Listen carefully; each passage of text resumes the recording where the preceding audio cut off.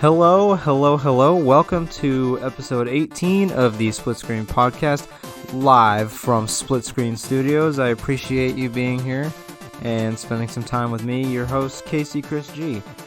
Let's get into this thing. If you want to follow the page, if you want to follow the podcast and give topic suggestions, your thoughts on today's topics, and any other thoughts, you can message the show on Twitter and Instagram. Both of those are SplitScreen KC. And if you would like to follow me personally, you can follow me on Twitter and Instagram as well, KC Chris G. We're also on Facebook under SplitScreen Podcast. Leave us a like, give us a share, do what you do.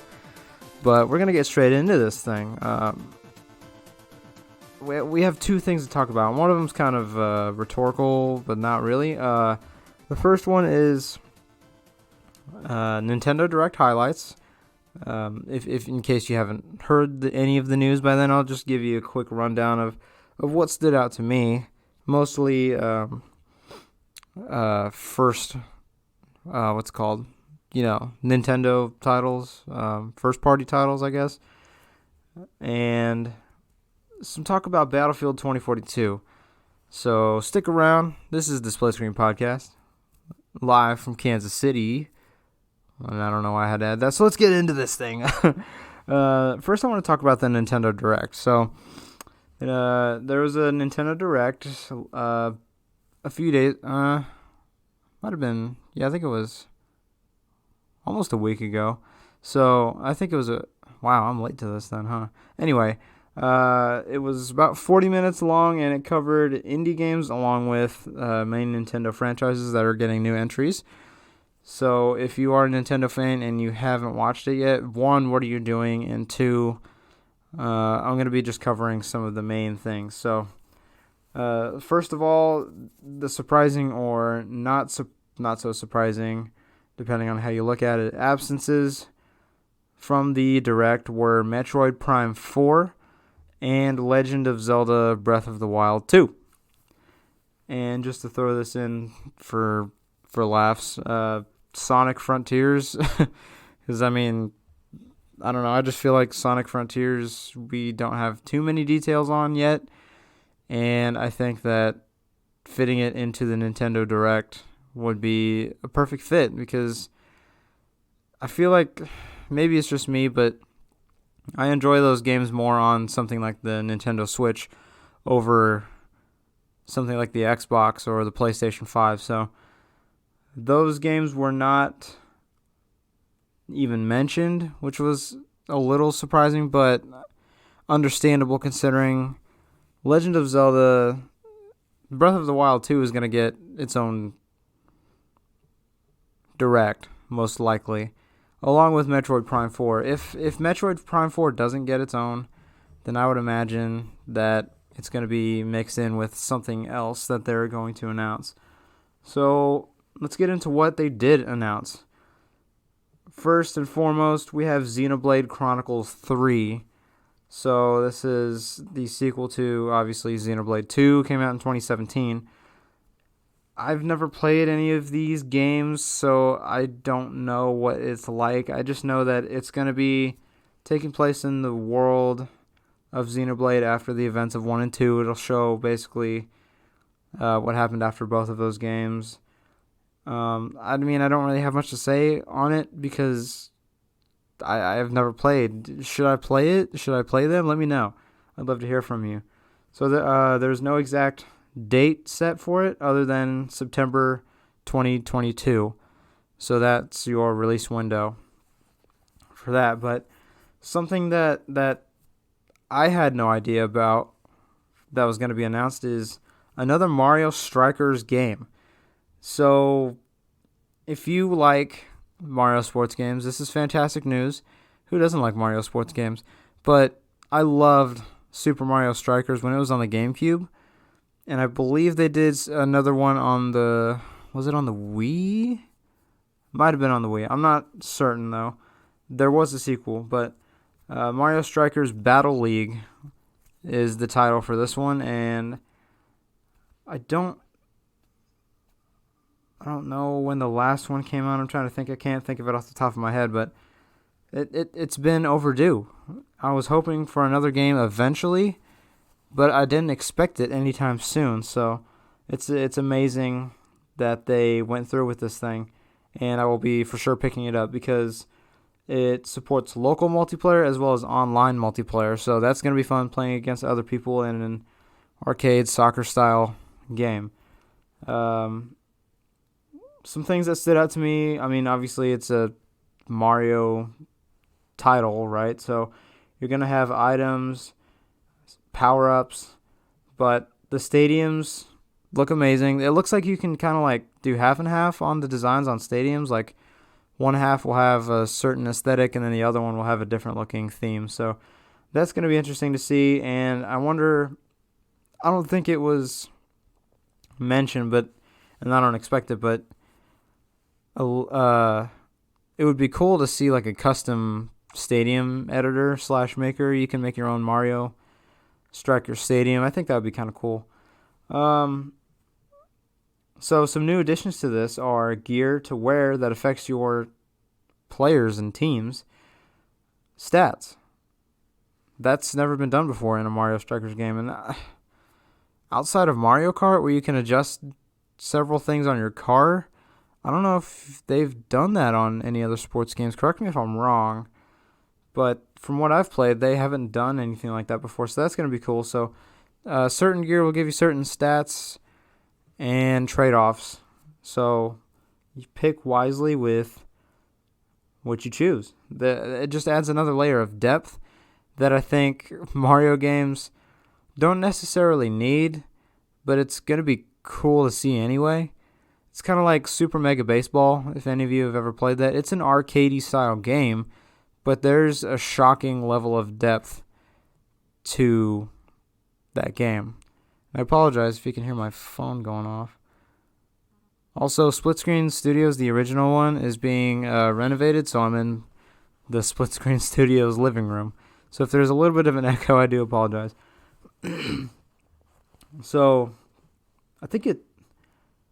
Oh, you know what? I'm smart enough to put it in my notes that this is 15 years later after the last Super Mario Strikers game. So, we've been way overdue. And it's surprising to me because in today's, I like to call this time period that we're in right now, the age of leaks, where people are very quick to post something spoilerish as soon as they find out about it. And people have big mouths. People like to find things in coding. They know people. This just kind of came out of nowhere. I don't think anybody heard a single thing about this game. So the fact that this is the first time hearing about it after so many years of not only being developed, but after waiting so long for a sequel, it's pretty cool, and it's impressive, and how it didn't get leaked before is beyond me. So good on you, Nintendo. Congrats. You kept a secret. That's hard to do these days. So you can hit the field with Mario, Luigi, and friends on June 10th, 2022. June 10th, 2022. Summertime soccer. I mean, it's going to be fun. Play with your friends. Play against your friends. Play against other people online. It's going to be a blast. I can't wait. It's going to be awesome. So when is a Mario American football game going to be made? Am I the only one asking for that? I feel like I am. Do we need it? Probably not, but I still want one.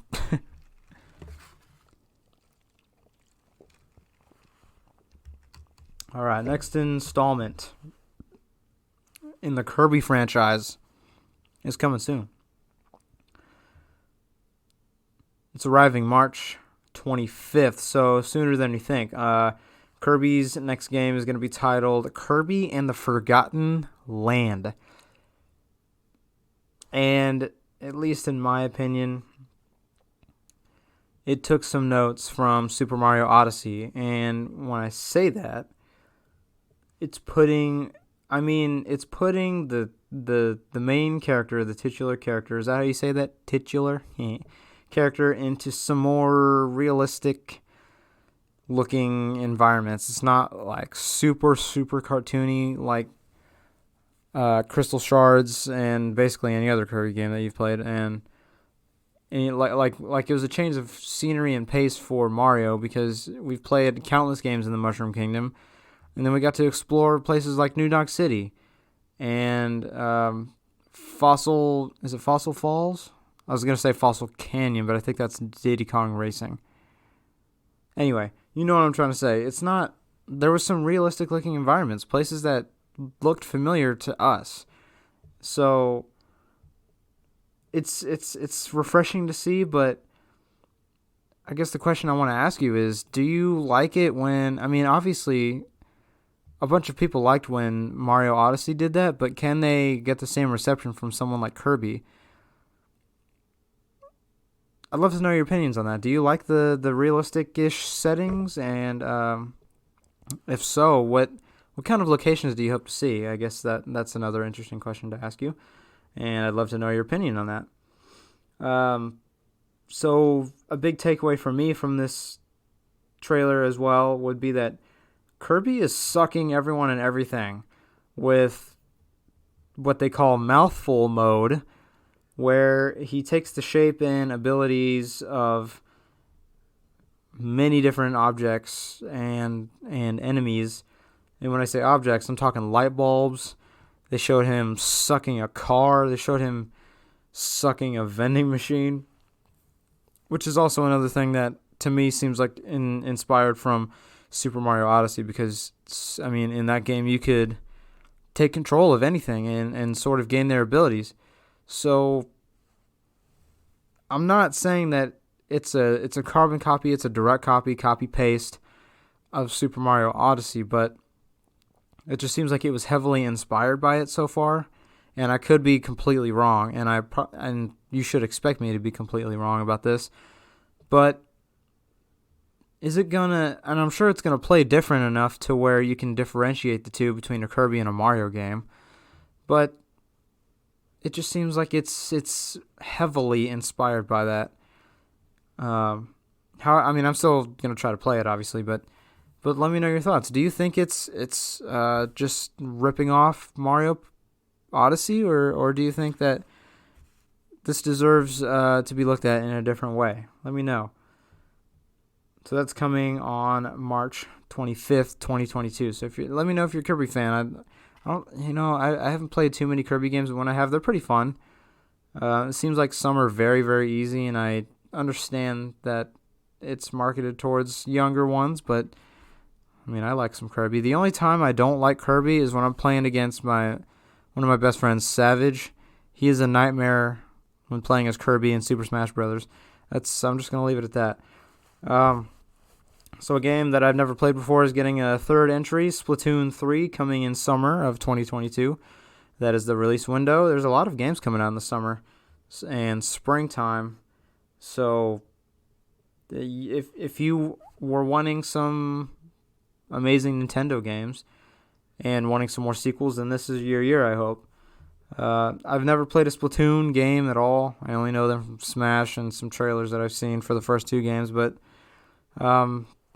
it just doesn't look like something that I would enjoy. I'd try it, but I don't think it's for me. But if it is for you, another entry coming. So be on the lookout for a release date, probably soon if it's a summer release date. We'll move on to just another quick announcement that they did. I think this is cool. I'm not going to buy it, but if you haven't played these games, you definitely should. Portal and Portal 2 are being ported over to the Switch. So if you haven't played those games for some reason, one, what are you doing? Two, I recommend them on Steam first off, if you are considering it. Same with Left 4 Dead. They're usually pretty cheap on Steam. And three, if you want to get it on the Switch, I think it's a bundle. It's called the Companion Cube Pack or the Companion Pack or something like that. It's going to bundle Portal 1 and 2. Portal 2 does support co-op play and I believe co-op online play. So after you beat the single player, hop into some co-op, and it's like a whole other campaign. So it's pretty fun. I don't think they gave a release date on that just yet, other than that it's coming out this year. So hopefully we get a release date on that soon. Metroid fans were probably blue-balled when they heard the news about Metroid Dread instead of Metroid Prime 4. So if you own Metroid Dread, you may have noticed that there was a free update that added new difficulty settings for you, adding a rookie mode and a Dread mode. So rookie mode obviously makes the game way easier. Dread mode makes everything like a one-hit kill. So if you need a little more challenge, you want to spice things up a little bit, then try out Dread mode. It might be fun. Fire Emblem Warriors 3.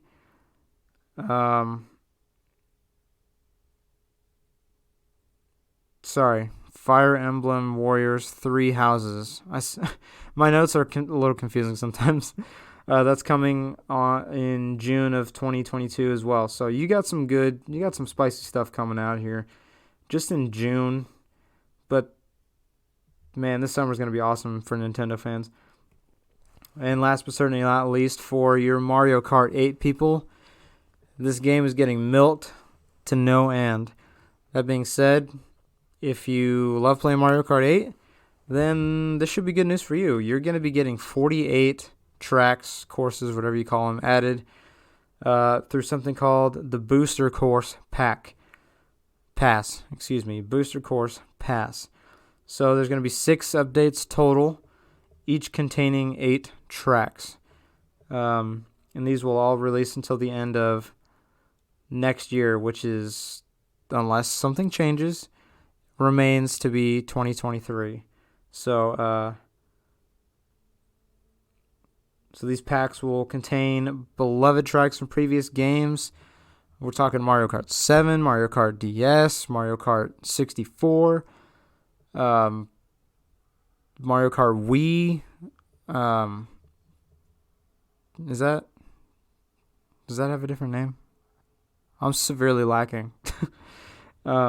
Even tracks from Mario Kart Tour, the mobile Mario Kart game that you can play on your cell phone, they're even porting tracks over to that, so that's pretty cool.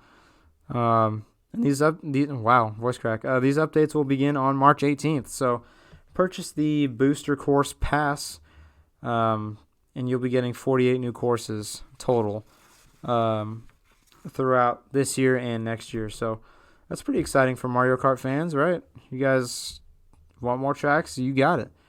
So speaking of the Booster Course Pack and just a pass in general,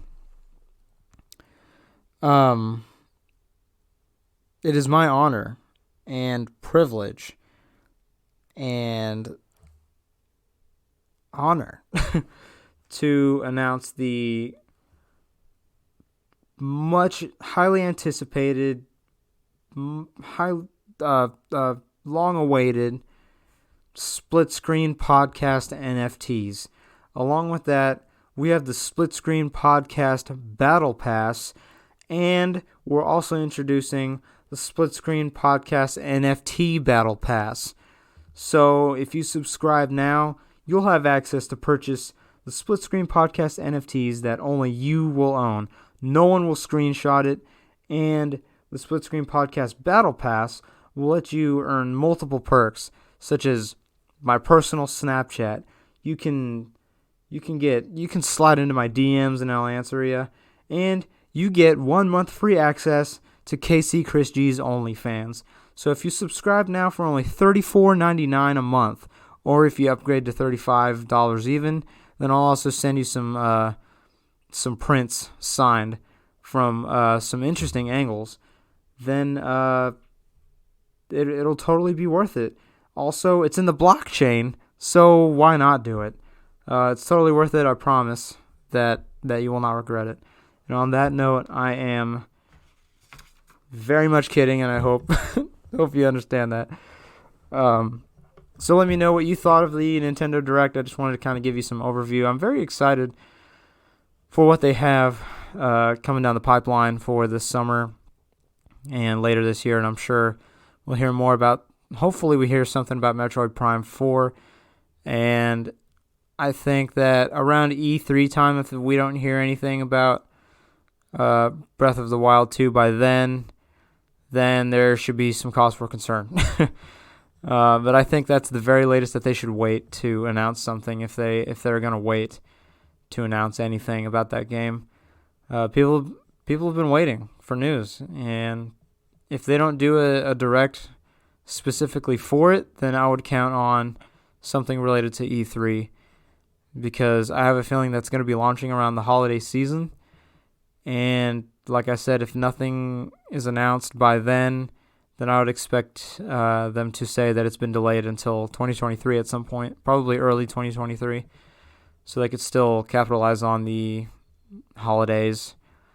But what was your favorite announcement from these? I was going to say Split Screen podcast. What was your favorite announcement from the Nintendo Direct? I'd love to hear from you. Personally, I think mine was honestly the Super Mario Strikers. My brother and I loved playing that game on the GameCube, so hopefully we can pick this up and we'll go back at it again. So yeah, let me know on Twitter, Instagram, what you liked the most, what you're looking forward to, what kind of disappointed you. Maybe you wanted to hear more about certain games. I'd love to hear that from you. So let's move on to number 2, and this is kind of like a sarcastic but not really topic, and I want to talk about the Battlefield 2042 refund petition that at the time of writing this has reached 178.4 thousand signatures. So and I typed this out maybe a few days ago. I think it was on the 12th, and it's only going up. I can actually do a quick research here, but while I'm getting that, so just to give some context on this, February 9th, it was at 60,000 signatures, and by the time I was typing this, it was 178, almost 178,500 signatures. So that should tell you about the state of this game right now and how the fans are receiving this latest entry into the Battlefield franchise. Wow. So I just checked it. It is still going up. It is at 199,855 signatures and rising. So I will let you know while I'm recording this when it gets to 200,000 if we get there by the time the show is over. But anyway, it's just terrible. It's like how did we get here? I don't know. I mean, everyone can agree that Battlefield 2042 was a colossal failure. It was an epic failure. It was a very costly misfire, and I'm sorry, Mom. I know you listen to my shows, and I don't know if you've made it this far, but it needs to be said. It was a total shit show, right? I mean, does anybody remember when Battlefield was like a highly respected franchise that innovated and introduced many of us, myself included, to large-scale warfare and groundbreaking... I can't speak today. I am very sorry, people. Groundbreaking gameplay mechanics that became a staple of the series and kind of set a standard for many shooters to come. I mean, what happened? Battlefield used to compete with Call of Duty for the top spot when they were both being released in the same year. And I'm going to kind of go off topic for a second here, but both franchises right now are in complete disarray, and it seems like it'll be a little bit until both are fixed. I'm going to say that Battlefield is going to take longer than Call of Duty, and the reason I say that is Call of Duty is a yearly release. We've got 3 different developers working on 3 different entries in the series, which isn't the best case for Call of Duty all the time. I mean, we got Vanguard, right? And no one really cares about Vanguard right now. I don't know if that's going to change, but as of right now, it seems like Vanguard and Call of Duty as a whole is just not in a good state right now. Fortunately, a yearly release is a good thing, at least this year, because it means we don't have to wait too long for Call of Duty to hopefully redeem itself with Infinity Ward's entry, which is going to be they call it a sequel to Modern Warfare, which we're all just expecting them to call it Modern Warfare 2, but who knows? Maybe they might change it. But Battlefield isn't so lucky. This isn't a yearly release. They have a lot of work to do, which makes this scenario even worse, because if it's not a yearly release, right? So that should mean that they had a lot of time to make sure that this game was in a good state to release it. And they had more time to make sure that it was as polished as can be and as it needed to be. And I remember when the beta was released, people were panning that thing. They hated it. We had some funny moments and funny glitches here and there, but for the most part, it was just a mess. And I'm pretty sure it was supposed to happen at one point, and it got delayed, and they waited till like the last second to announce when the dates were going to be. EA and DICE's communication throughout the development process of this game was absolutely abysmal, and it's still abysmal. So, and they're delaying things. There was supposed to be an update by now to the game to add more content, and that I'm pretty sure that got delayed till summertime. So this game is just screwed right now, and I feel sorry for you if you spent money on it. And let's be real here. When we talk about betas and alphas that are glitchy and one as panned as this one, I have to admit that I get worried and nervous for the finished product, and rightfully so, right? I mean, this is a preview of what you're going to be paying for. And sometimes I'm a bit naive. Something inside me just convinces me that the good in man still that it exists. And since it's a beta, a lot of these issues will be cleared up, and a bunch of them typically do get removed, and features get added sometimes. But that was when I was just a young boy who didn't know anything about the world a few months ago. Since then I've bloomed. I've blossomed into such a vibrant and handsome man that knows better.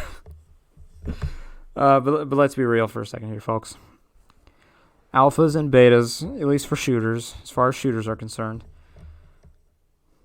and hell, even some sports games, are really that's just a code for saying, yeah, this is what we're going to be putting out at launch, and they'll add more content later, along with patching a few things here and there on launch day. And we're going to push this game out with all the bugs and all the glitches that you see now. Maybe a couple of them will be patched by then, but for the most part, this is how it's going to be when it releases. And but hey, you know what? We're gonna push the game out in an unfinished state, and then we're gonna force a battle pass on you or some kind of paid content thing, and we're gonna put everything behind a paywall, and then content that should have been added into the game at launch, we're going to go ahead and give you those in free updates and make it look like we're the good guys, right? That's usually what happens. That's what's been happening. And I hate to say it, but that's what happened with Halo. Yeah, the multiplayer released early, and yeah, it's pretty polished as far as gameplay mechanics and bugs, but it launched with barely any maps and barely any game modes, along with an overpriced store. I mean, I get it's free to play, but we deserve better than that, right? I mean, it's okay to say we deserve better than that. Some people like to say, and I used to be one of these people until recently, some people say that it could be worse, it could be buggy, it could be a mess. And I agree, it could be worse. But a wise man once said, by the name of Alex, I love you, by the way, Alex. Shout out to you. Shout out to Nate. Shout out to JD. Shout out to Savage. That, yeah, it could be worse, but it could also be better. Do not stick to the toxic positivity, people. And you know what? Those words stuck with me. it could be worse, you're right, but it also could be way better. The gaming industry as a whole could be way better. Am I getting off topic a little bit? Yeah, maybe. But we all need to wake up here a little bit. Everything could be better. Anyway, let's get back to Battlefield. I'm sorry. You know what? No, I'm not sorry. I take that back. It could be better, damn it. But anyway, and that being said, Battlefield 2042's beta was heavily criticized for many bugs, glitches, and problems with lightings and guns looking hilarious. And this game, I know it was a lot of games nowadays due to the whole pandemic situation, which we're not going to talk about too much because we hear about it enough already, is a lot of these games are being made from home. And I completely understand that makes it difficult. But we've seen too many games delayed to not because it wasn't ready and it wasn't in the right state to be released. And it's like, is it too much to just tell us like, yeah, we're not where we want to be right now? Halo did that. Halo, people panned it, so they delayed it a year, and it sucked waiting another year for it. But look what we have now. It could be better, but it's definitely better than what we had before. So, it's just, I mean, that game was delayed, yes, and it's not perfect, but it's not to the point where people are demanding refunds for it. Plus, it even has a functioning scoreboard. So, the petition, which is on change.org, you can sign it if you want. I'm sure it's already reached 200. Oh, hold on. We're almost there, I think, to 200,000. Let me refresh the page here. We're at 199,871. Still going up. 874 now. So it says. Let me tell you what this should be. What the message should be sending to developers right now. This petition on change.org is basically giving a giant middle finger to EA, to DICE, and to many developers that put games out like this. This game sucks.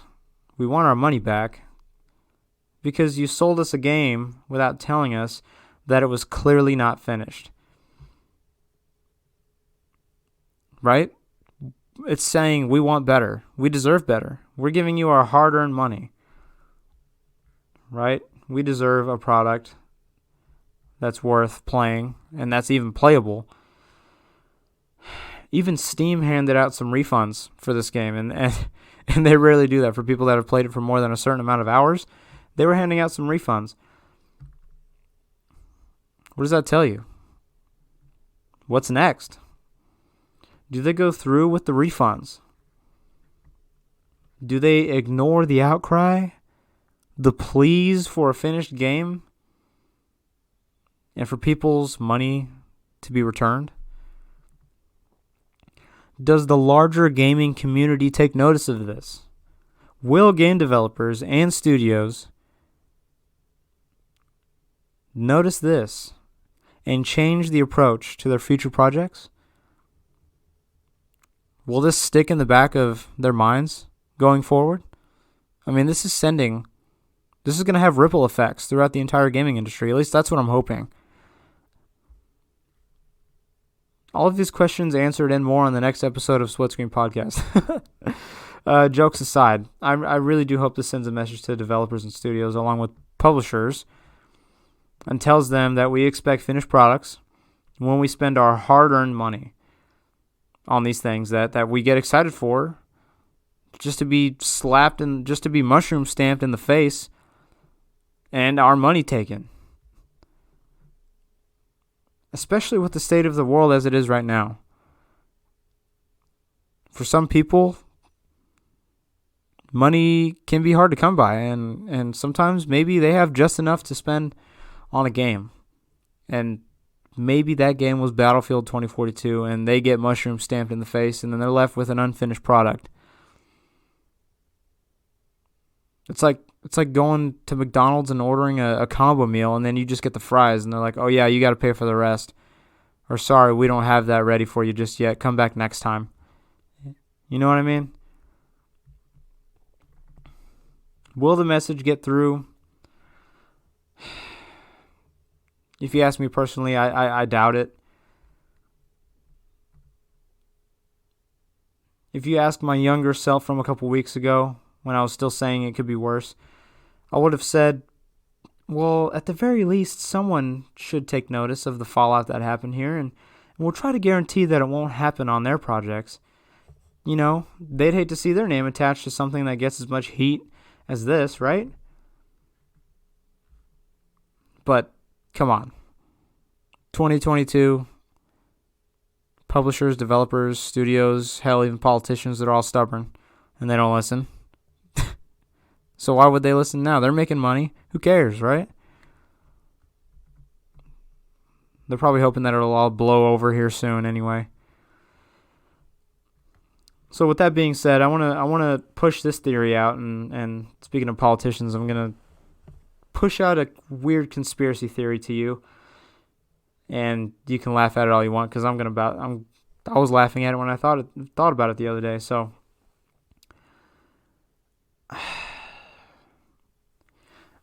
I really do think that the people that paid money for this and probably know that this game is going down shit creek without a paddle right now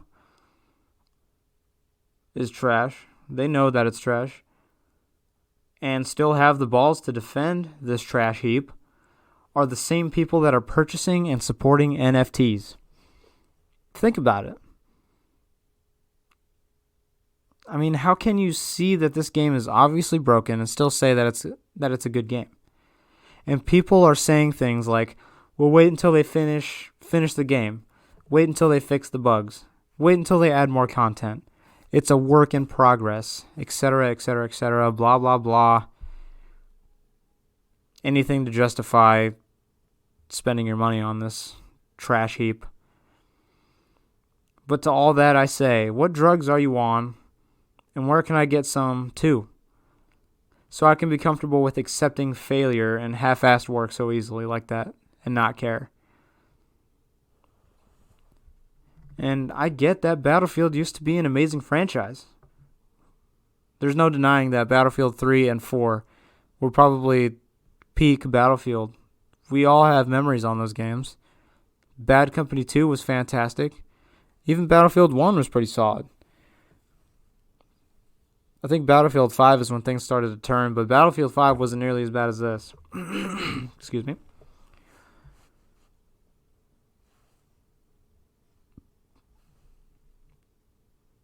We need to hold the same standards now as we did with previous titles, along with making sure we hold studios accountable the whole way through, which is what this petition aims to do. And with the mindset of less content is somehow amazing, I can't help but think that they look at NFTs, which are like 90% basic cartoon art that's somehow popular. They look at NFTs and they say, this is the Mona Lisa of artwork, and don't even think for a second that they shouldn't buy this. They just throw their money at it. It boggles my mind on how people not only purchase these, but get pressed and butthurt when you tell them the truth about this game or NFTs or whatever have you. When you tell them that this game's trash and they defend it, like, just how? It's like arguing with a little kid. They're always going to be right, quote unquote right. So you just leave it, right? You just give it up. It's not worth the effort. Buying Battlefield 2042 and saying it's going to be better and that it's still amazing right now is like someone selling you a brand new car, but it's missing brakes, it's missing air conditioning, and it's missing windshield wipers, and saying you think it's great as it is and you expect that stuff to come later. you kind of want it now, right? Don't you want it now? Don't you want the full thing? I'm not sorry for anything that I say on this game and NFTs, I guess. I mean, that's a different topic, but it just doesn't make sense to me why people are okay with buying this game. It might be fun, but we deserve better than something like this. Do you agree or disagree with my take on this? Do you have any thoughts? Did you buy Battlefield 2042? And if you did you sign the petition? Do you want your money back? I'd love to hear your thoughts and your feedback on my social media pages. But that's it for the show this week. This is a little bit longer than I wanted it to be, but if you made it this far, thank you so much for listening. You guys mean everything to me. I love my friends. I love my family. You guys have been supporting me since I started this dumb little show that no one really listens to, but it's fun to make, so I make them. Also, if you enjoyed the show, I'd love to get some feedback from you on how I can improve. And leave some likes and follows on my social media pages. Again, I'm on Twitter, Instagram, SplitScreen, KC, and Facebook. You can follow us, leave a like, SplitScreen Podcast. And if you'd like to follow me personally, Chris Garcia, aka KC Chris G, you can follow me on Twitter and Instagram, KC Chris G. Send me some love, send me some hate, send me some feedback, send me some topics, suggestions, thoughts, whatever you think you want to send me. If you just want to talk, say hello. I would love to say hi, I love talking to people. But that's it. I hope you have a wonderful day, night, evening, wherever it is, wherever you are. I hope you're doing fantastic. I hope you're happy. I hope you find what you're looking for. Thank you so much for listening and for your continued support. It means everything to me, and without it, I wouldn't be making these. So I hope you stay safe. Wash your hands, please. It's the least you could do. And I will see you in the next episode. Goodbye from lovely Kansas City.